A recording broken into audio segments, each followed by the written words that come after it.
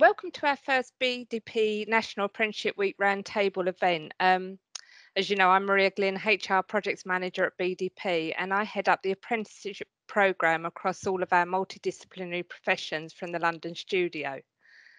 As I'm sure you know, the 18th to the 14th of February marks National Apprenticeship Week in the UK.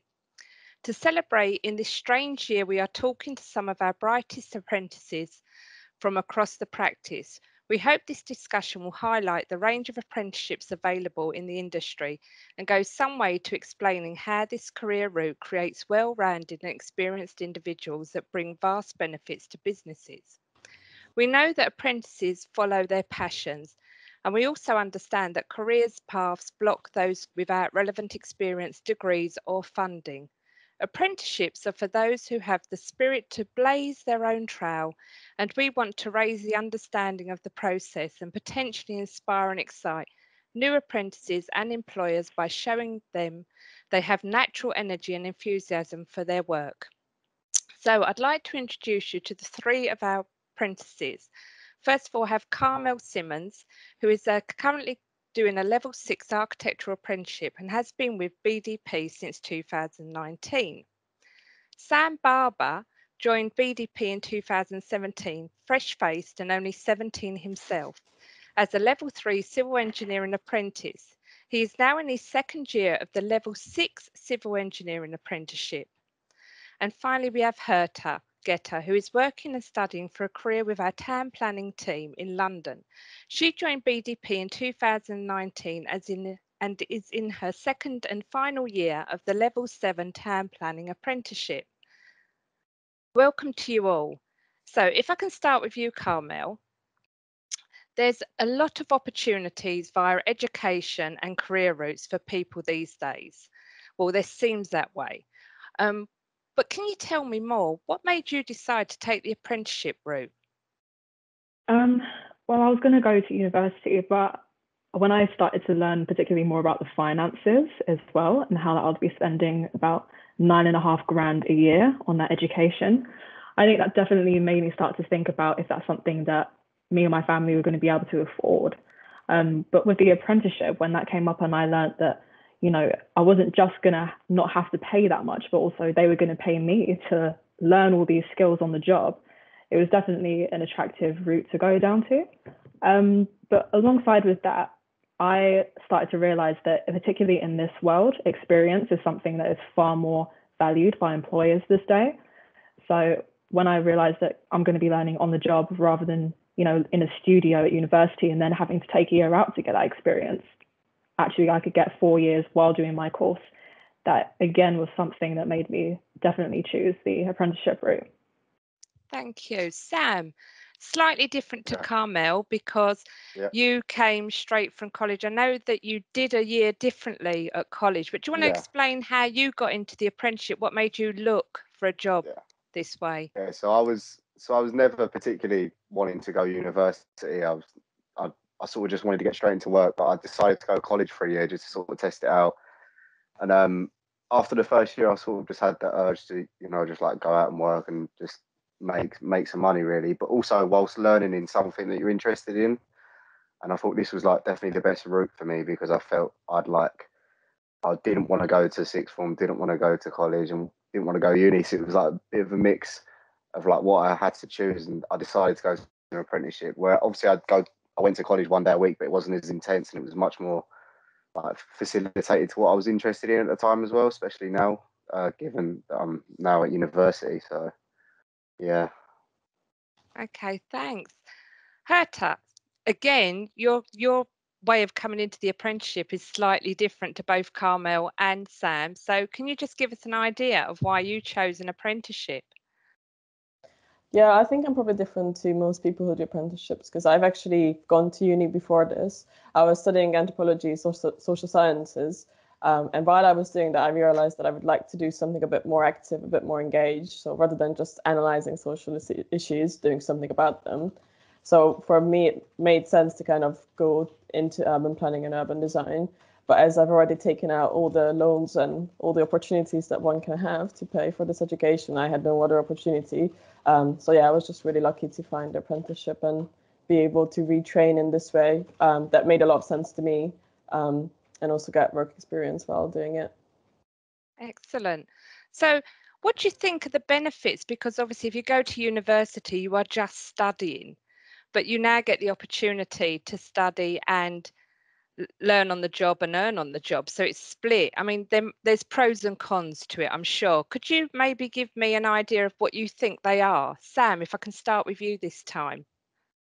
Yeah, I think it's good. It's good to obviously learn whilst you're working, right? Because I find that things I pick up at uni then get put into work context, and then sort of vice versa. So I'll be doing things at work, and then I'll hear like just even like words, just key words and things you hear around the office all the time. Like you eventually start picking them up, and then when you go to uni or college, like you hear them a lot more, and then it starts to give you a bit more like sort of just like an idea of what's going on really. And I think after time you eventually pick a lot more things up and just progress yourself. Like yeah, that's pretty much what I'd say.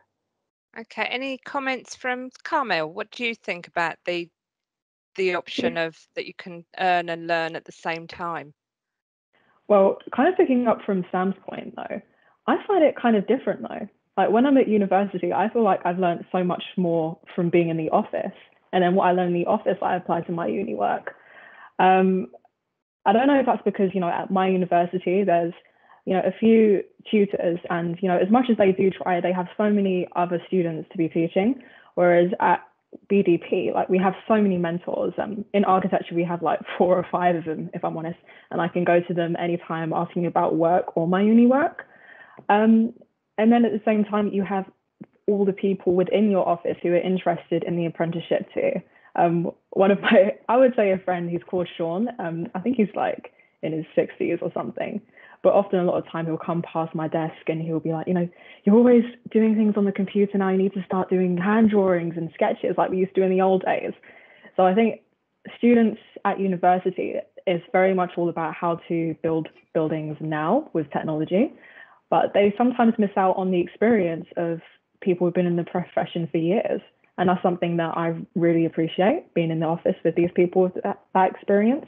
And then, yeah, as I said, I can apply that to my uni work, so it's a bonus. Oh, excellent. Herta, do you go with Sam on his or Carmel, or have you got a different view on this? I think I'm somewhere in between. I feel like both my BDP-based work and my uni work are sort of supportive of each other mutually. I think being at uni, I think what it really gives me is not even necessarily just the education of the lectures, but to the additional space to kind of think critically about stuff. Because I feel like a lot of people in my studio, they are interested in the issues I am interested in, but they just have to work so much that they don't really get the opportunity to just take a step back and kind of think about, is this really what I would like to do, or am I just doing this because this is the the way that we do it? And I feel like going to uni gives you that a bit of headspace to think about these issues and be critical. And I feel like I find that really valuable to bring back to the office as well and kind of talk to my colleagues about those things, because I feel like they're really appreciative of it. Mm-hmm. So I think in an ideal world, you would get that sort of space within the work environment as well. I don't know if it's possible, but it would be good. Well, you've had the opportunity of both, because you've done full-time university and now you're doing an apprenticeship. Is there one that you'd pick over the other, just out of my curiosity? I think the apprenticeship cannot substitute for full-time education. I think it's a really different experience. I understand that some people don't want to go to uni like Sam, but I think if people could choose to go to uni and then do the apprenticeship as a sort of intermediary between the work world and the being at uni world, it would be the best, because that sort of freedom or lifestyle that you have as a student. I mean, I'm not talking about going out, although that's definitely part of it, but that sort of idea that you are actually exploring with these ideas and kind of thinking about ways in a way that you don't necessarily have to consider the hard structures that you would have to engage with in work, I think is really valuable. And I don't think the apprenticeship really substitutes for that, especially because you are I don't know about you guys, but people on the town planning course are really overloaded. Quite a lot of the time, people who work for local authorities, they don't really get real time to do their uni work. Whereas if you're doing a full-time course, then that's the only thing that you have to do. So I think I wouldn't choose one or the other. Ideally, everyone should do both. Experience both. Okay. I'm going to stick with you, Herta, if that's okay, because I'd like to know your job as town planner. What would you say is your most favourite part of your job? There's probably not one bit, but is there anything that you would say is your favourite part of the job? Yeah, it's definitely not one part. I feel like I really like being on the sort of border between urban design and town planning, because I feel like quite often designers and planners and social scientists don't talk to each other. And what I really like in BDP, that because we all sit in the same office, there's actually a lot more talking to each other. Because I really believe in that you can't separate built environment design from the sort of social side of it, everything that's going on around it. So I think that's the favorite part of my job, to be able to engage in both of them and kind of have those conversations and realize how it's a holistic thing. You can't really just pick one. Oh, thank you. Carmel, for you in architecture, I know it's your second year of university, so you're still learning, but what would you say today would be the most enjoyable part of your job? I know it's any time doing these kind of presentation things with me and roundtables, but yeah. No, I definitely enjoy these too, because I get to talk to so many other people and understand their ideas on what they're doing. But with mine, that's really tough. For me, I've always wanted to go into architecture, so I've loved it ever since. But I think now that I'm actually working in it, I'm starting to understand how you can go off on so many different tangents. Like, I used to think it was just the architect who would, create and design the building, but it isn't. And especially working in BDP, where we have all these different professions, being able to go and talk to them and understanding that you all have to rely on each other and constantly ask each other questions. It's not just the architect who builds the building. Like, you have to talk to the town planners, you have to talk to the civil engineers. So I would say my favorite part of the job is probably that, being able to talk to all these different professions and understand architecture for me as an entirety. And yeah, that aspect of teamwork as well. I find at uni, it can be a little bit easier to, work things out by yourself and do your own projects. Whereas when you get into the actual career world, you realize it's the complete opposite. You have to do everything as a team. So that's probably one of my favorite bits. And also I quite like making some diagrams. I get some nice days of doing those too. Thank you. Sam, Yeah. slightly different again, because you're engineering, and actually you've really grown in the company from 17, now 21. Can you give us an idea of what you would say your favourite part of the job or parts of the job are? I mean, it's just hard to pin it down on one point, right? But I do agree with Carmel. I like the sort of the multidisciplinary side. So everyone sort of has to talk together, and that what you're doing as a job, what impact it has on someone else in another discipline, and how you all sort of have to come together to produce this one thing. But for me, I've always been sort of just interested in buildings in general. But since I've got more into the civil side, I've been interested to sort of work out sort of how the drainage systems, road design, how everything sort of affects the rest of the building, how it's such an important part of it. And it has to the building is obviously from the bottom up, right? So we work below ground, and that's one thing that I thought was always massive, especially the last couple of years doing my uni. Something that I've expanded on as well, and just realised that it's just so key to the way we build our structures in real life, as well as on the models and everything else. Yeah, I also enjoy the software side as well, so using all the 3D and developing that side of my skills. Thank you.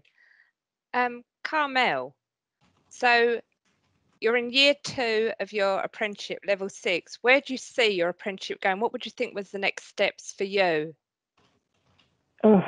Well, I have 2 more years left of doing this course, and then I'll have my bachelor's or my part 1 in architecture. And then at the moment, I'm hoping that I could stay on a BDP and do the level 7. But at the end of the day, there's always that option that I could go to a different firm and I could learn the way that firm works as well. But yeah, I think that's something that I definitely want to do. I want to see this thing through. I want to become a fully licensed architect. So that would be the next plan for me, going into level 7. And would you stick with the apprenticeship route of doing the level 7, or would you think of going off and doing your master's, the part 2, separately, not under an apprenticeship? If I'm honest, I have a long way until I have to make that decision, and a lot can happen in a short period of time. But from my experience of doing level 6 and understanding how supportive doing the apprenticeship is, I think it's definitely, at the moment, I would definitely go for the apprenticeship route. Excellent.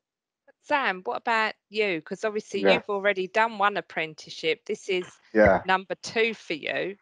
You've still got 3 years this year and plus 3 on top of that to go. But where do you see yourself? Where do you see this moving for you? Yeah, I mean, like I've obviously seen the benefits of already completing an apprenticeship, sort of like getting qualifications within the institution. So I've already got my Eng Tech, and at the end of my apprenticeship, I'll get my iEng, which is like incorporated engineer, and then sort of after that, I'm hoping to just probably get chartered, maybe do the masters as well, which sort of is an easier route towards chartership.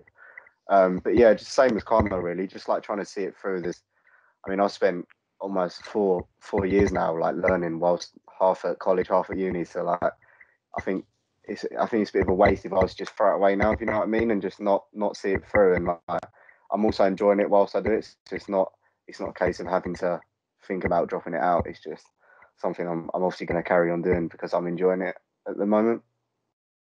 Lovely. Herta, this is your level 7, so this is your masters you're doing. And obviously there isn't an apprenticeship for you to go on, but would you consider doing any more kind of education? Like where do you see now with your career going? I guess education never really ends, but I think I've had a bit enough with institutional education for a while. I've been going to uni for quite a long time. So yeah, I'm hoping to finish the apprenticeship and then get chartered as soon as possible. And I would like to develop my skills in urban design because I mainly work in urban planning now. And what I'm really interested in is kind of bringing people into urban design, kind of democratizing the process. So I'm hoping to do more of that BDP, do more of that in my community work and kind of combine those threads of my life. Sam, Carmel, Herta, I'd just like to thank you so much for your time. It's been very nice chatting to you, and it's also been very interesting to hear your points of view. I know some of it, we do chat often, so I do know how you're feeling, which is really good, but it's just nice to have this chat. And because you're all so different in your careers, how you got into apprenticeships, it's, I think, very useful. And I hope that this round table and what we've discussed here will help others to think about a career in apprenticeships. So on behalf of BDP and myself, I'd like to thank you for your time today. Have a good week and stay safe. Thank you. Thank you very much. Thanks. Thanks.